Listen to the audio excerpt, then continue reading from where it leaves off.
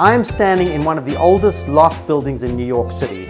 466 Washington was built almost 150 years ago, originally as a vegetable factory, and then converted into these beautiful loft residences.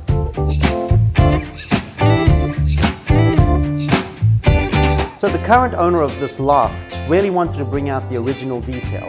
All of these beautiful exposed columns, beams, joists, exposed brick, brought all of these details out to celebrate the original history of the building. And then he renovated the apartment with all new mechanicals, plumbing, electric, windows. And what we have now is this beautiful balance of old world loft charm and this beautiful new residence.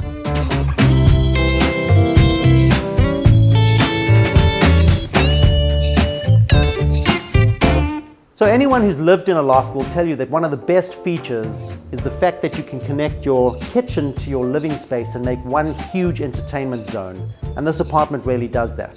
This kitchen was completely gut renovated with top-of-the-line finishes, and it's a perfect space for entertaining.